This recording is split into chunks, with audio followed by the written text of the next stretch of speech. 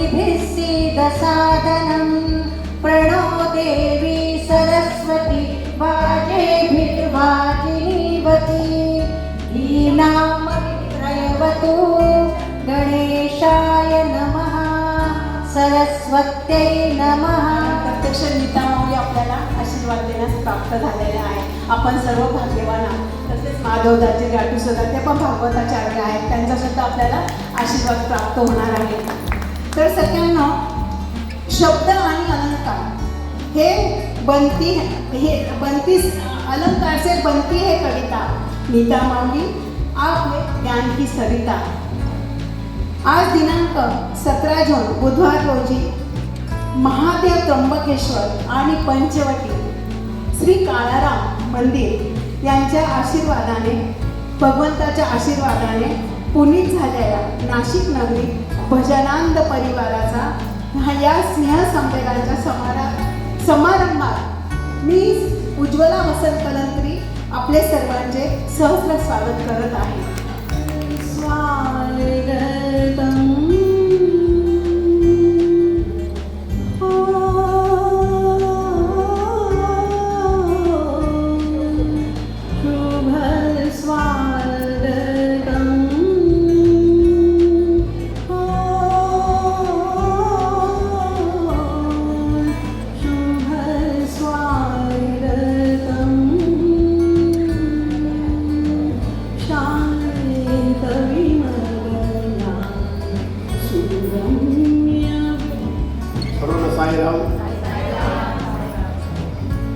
पंढरपूरच्या वारकरीमध्ये गेल्या भेटल्यानंतर काय म्हणतात आपण राम राम राम राम ना राम राम.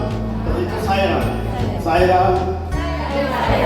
छोटे छोटे व्हिडिओ करा, 1 मिनिटाचा व्हिडिओ करा. हेमा बसायचं नाही तुला. सत्यसाई संघटनेमध्ये 3 याच्यावर आपला काम करत असतो: सेवा, शिक्षण आणि विकास. आणि त्याची एक स्पर्धा करायची. अरे वा, खूप छान गोष्ट आहे. मग नंतर मी त्याची सगळ्यांची आणि ब्रेलमध्ये आमची ब्रेल लिपी असते त्याच्यामध्ये मी हे केलं आणि ती 20 जवळजवळ 20 ते 25 गाणी व्हॉट्सअप ग्रुपवर रेकॉर्ड केली. एकीच्या नंतर दुसरी नाही म्हणायचं, दुसरीच्या नंतर तिसरी नाही म्हणायचं, असं सगळं वेळेचं गणित मीच घालून दिलं होतं त्यावेळी. आणि ती स्पर्धा जेव्हा झाली तेव्हा कोण सगळ्यात चांगलं गायलं, कुणाला दुसरा नंबर, कुणाला तिसरा नंबर याचा जज पण मीच होतो. त्यामुळे मी जितकं चांगल्या पद्धतीने हे सगळं सांगू शकतो आणि ज्या पद्धतीने हे सगळं यांनी पुढे लिहिलेलं आहे. रामचंद्र की जय.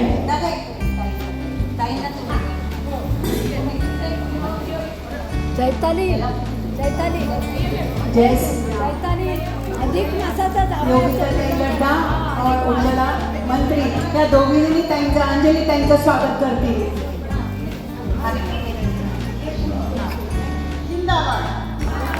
एकुलता एक मुलगा पूर्ण वेळ भारत सेवेसाठी संघासाठी त्यांनी कार्यकर्ता पाठवला. बघा, तो घरी येत नाही. माझ्या मुलगा, माझं नोकरी, माझं हे सगळं करायचंच आहे. पण त्याबरोबर ही भारत माता माऊली हा 3 मुलगी, त्यांची 4थी मुलगी तिला केली तुम्हाला सगळ्यांना. मग आपण आपली मुलं कधी देणार? तारुण्यातच देते. आपल्या रसावाणीने आणि अविरत अभ्यासातून प्रवचन, कीर्तन, भागवत प्रबोधन करणारे संत त्र्यंबकेश्वर येथील संत शिरोमणी निवृत्ती महाराज या संस्थानाचे विश्वस्त असून मंदिर पुनरुज्जीवनाचे कामात त्यांचा खूप मोठा सहभाग लागला. नाशिक येथील काळाराम मंदिराच्या विश्वस्तपदी राहून त्यांनी सेवा केली आहे. आपल्या कोणत्याही संप्रदाय पंथात मतभिन्नता राहू नये यासाठी नेहमीच सामंजस्य सण एकाकी येते त्याला एकट्याला करमत नव्हतं. स एकाकीवर सतीक्षण त्यांनी पाहिलं, सतीक्षण त्यांनी इच्छाही केली, पाहिलंही. आणि मग एक वंभोसला प्रजा एक आहे, अनेक व्हावं आणि अनेक व्हावं स्वतः संकल्पपूर्वक आपणच आपुलीचा आवडी धरुणी खेळिया आपणा ते व्यालेले झोपणा कारणे केली बायको तिने एवढे वाढविले ते ऐक खेळिया तुझं सांगतो ऐसे जाणूनी खेळ केली. व्यासपीठावर बसलेल्या सगळ्या माऊली, माझ्या खाली म्हणजे खालच्या सगळ्या माऊलींना माझा स्नेहपूर्वक म्हणजे मानाप्रमाणे नमस्कार.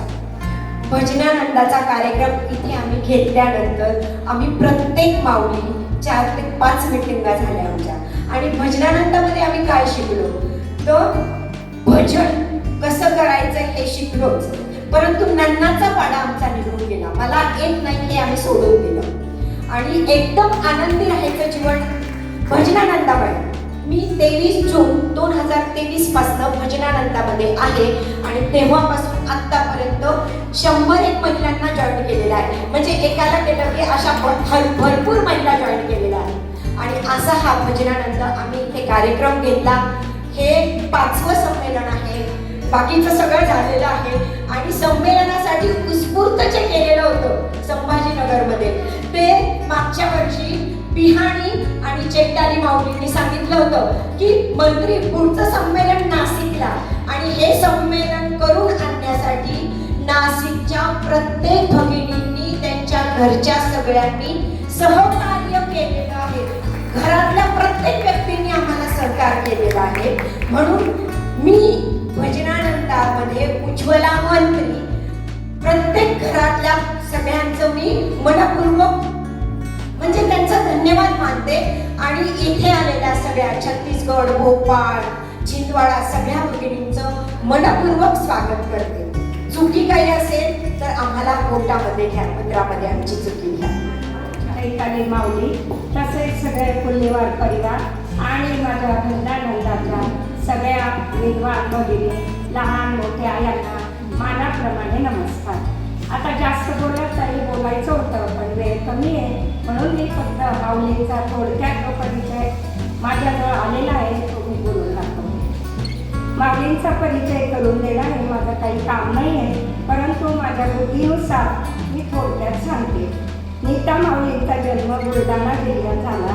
किनगाव राजा हे गाव, तेथील नदी पूर्णा पैनगंगा. त्यांचे वडील तहसीलदार होते. त्यांचं नाव बापूराव कुलकर्णी. त्यांच्या आईचं नाव शकुंतला आणि शशिकला. आता माऊलींचा जन्म ललिता पंचमीला 27 सप्टेंबर आणि 1949.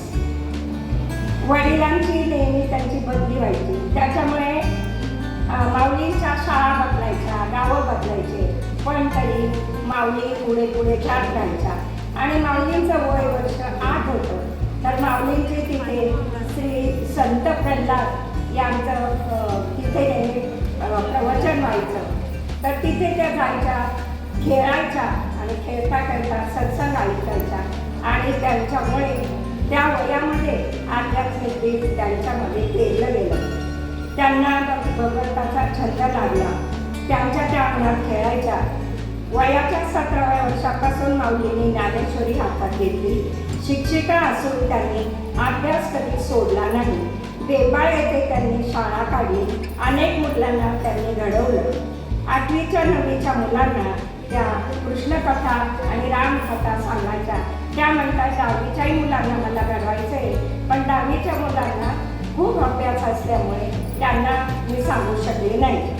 करोनामध्ये भजनानंदाची निर्मिती झाली. 8,000 मेंबर आपले जोडले गेले. शिक्षण त्यांचं एम.ए. इतिहास व राज्यशास्त्र. कृष्णा कविता संग्रह त्यांनी काढला. या व्यतिरिक्त 25 वर्षापासून व्याख्यान, प्रवचन, कीर्तन, रामायण, भागवत अनेक सामाजिक कार्यात सहभाग. त्यांना 3 कन्या आहेत, कन्यारत्न आहेत. त्या पण देव, देश, धर्म यांचं काम करतात. 2 पुत्ररत्न. माऊलीने स्वतःच्या 3 पिढ्या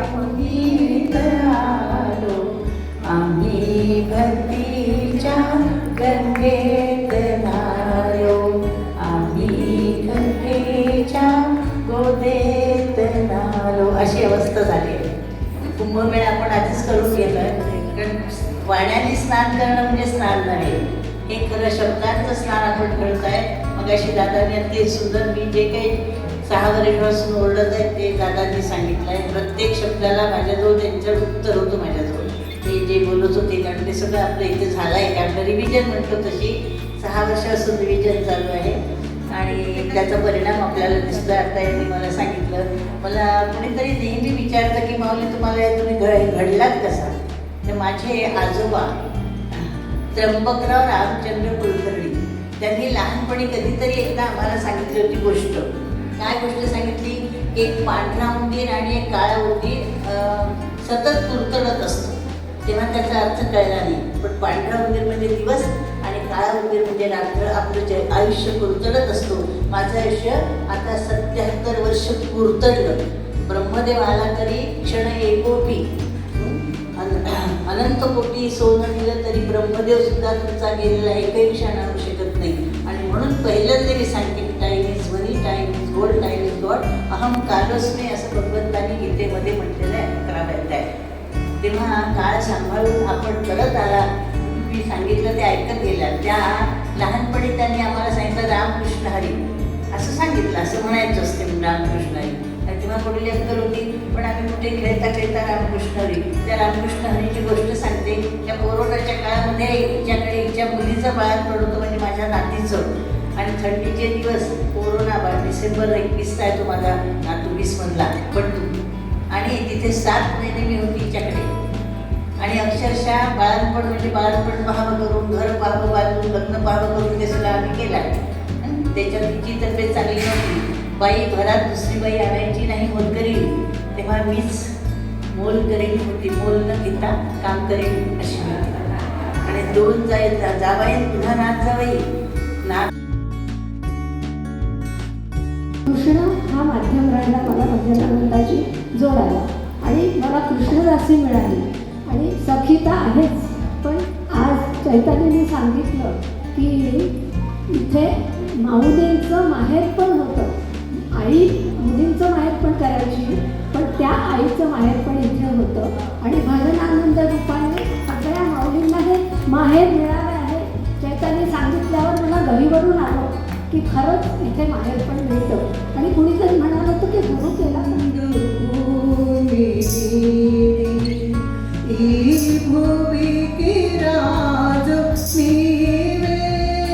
वनवास दुष्टुल कुटिल मुरादो ऐन स्वागतिं बस्नेडु ऐन स्वागतिं बस्नेडु आसुर तुदासुनंद रावे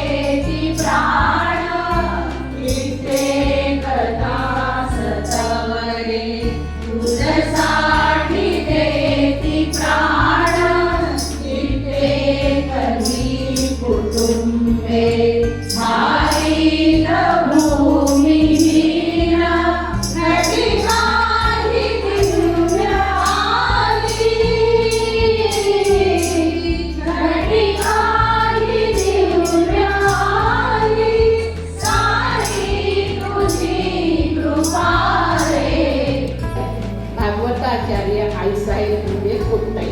आता यांना आईसाहेब कोणी पदवी दिली, मुक्ताई कोणी पदवी दिली हे सगळ्यांना माहिती. आईसाहेब ही पदवी गोविंदगिरी महाराजांनी आज सगळ्यांना दिली, म्हणजे आपल्या गुरुमौलीला. आणि मुक्ताई ही पदवी कृष्णेश्वरला कुलकर्णी आहे, ज्ञानेश्वर कुलकर्णी बरोबर आहे बोलला. ज्ञानेश्वर कुलकर्णी जे आले होते त्यांनी आपल्या मौलीला मुक्ताई ही पदवी दिलेली आहे. आणि विशेष म्हणजे भजनानंदाला त्या भजनानंदाचा आढावा मी सौ राखी किशोर जामकर भजनानंदाची सहसंयोजिका या नात्याने आपल्यासमोर सादर करते. सर्वांनाच माहीत आहे की आपण भजनानंद कोणत्या काळात सुरू केला. सगळ्यांनी सांगितलं आहे तो काळ होता कोरोनाच्या राक्षसाचा काळ. आजही आठवला तरी अंगावर काटा येतो. मला तर वाटतं कित्येक जणांच्या घरातलं कित्येक जण जवळचं आपल्याला सोडून गेलं असा तो काळ होता. आणि महत्त्वाचं म्हणजे जे आपण सख्खे होतो तेही एकमेकांना स्पर्श करत नव्हतो. इतकं अछूत होऊन गेलं होतं आपल्यामध्येच. दुसरे तर दूरच राहिले. पेपरवाला आला की त्याने पेपर टाकल्यावर स्प्रे करत होतो. दूधवाला आला की त्याने नुसतं कढीला हात लावला ना तरी आम्ही त्या कढीला पहिले स्प्रे मारायचो आणि नंतर मग एंट्री होत होती. इतका तो कठीण काळ होता. त्या कठीण काळामध्ये प्रत्येक जणाला वाटत होतं की आपण काहीतरी मार्ग निघाला पाहिजे. आणि ह्या ज्या चौकोनी कठीण काळामध्ये म्हणजे सर्व स्त्रिया फक्त दिवसभर स्वयंपाकघरातले चमचे आणि पातेलेच उलटवतो त्या असा तो काळ होता. कारण सगळे घरात होते. त्याच्यामुळे हे जेवण नाश्ता झाला की जेवण झालं की दुपारचं झालं की संध्याकाळचं. कोणी जिलेबी केल्या, कोणी गुलाबजाम, कोणी समोसे घरी, कारण हॉटेल बंद होते. अशा पदार्थ करण्यास